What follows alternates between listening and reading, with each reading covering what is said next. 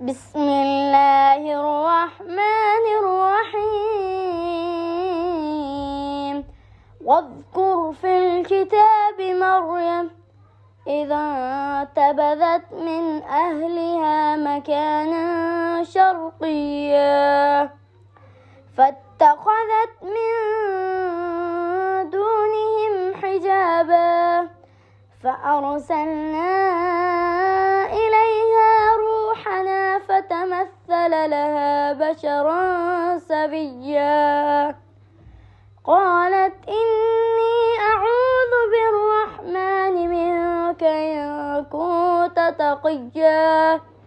قال إنما أنا رسول ربك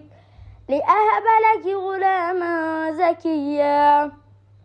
قالت أنى يكون لي غلام ولم يمسسني بشر ولم أك بغيا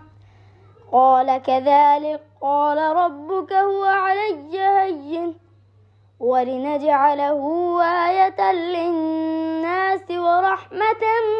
منا وكان أمرا مقضيا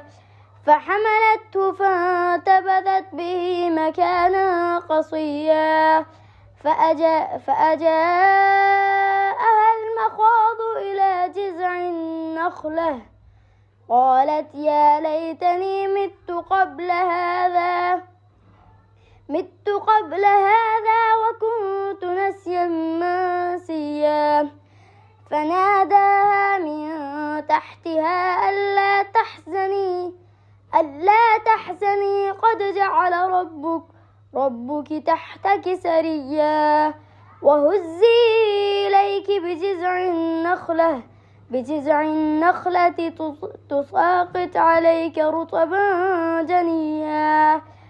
فكلوا واشربي وقري عينا فإما ترين من البشر أحدا فقولي إني نذرت للرحمن صوما فلن أكن لما اليوم إنسيا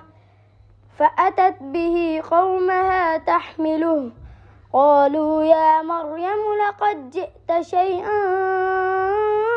فريا يا أخت هارون ما كان أبوك امرأ سوء وما كانت أمك بغيا فأشارت إليه قالوا كيف نكلم من كان في المهد صبيا قال إني عبد الله آتاني الكتاب وجعلني نبيا وجعلني مباركا أينما كنت وأوصاني بالصلاة والزكاة ما دمت حيا وبرا بوالدتي ولم يجعلني جبارا شقيا والسلام علي يوم ولدت ويوم أموت ويوم أبعث حيا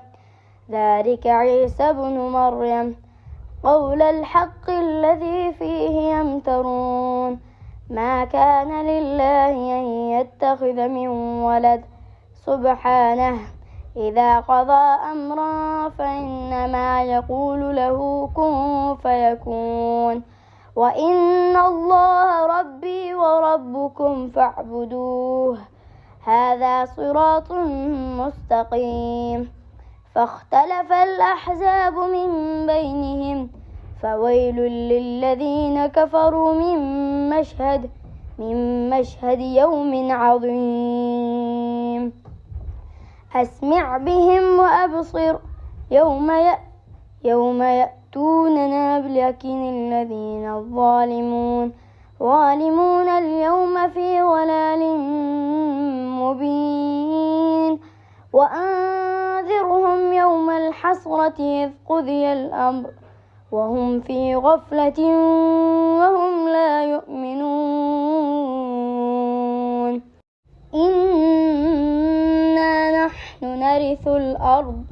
نرث الأرض ومن عليها وإلينا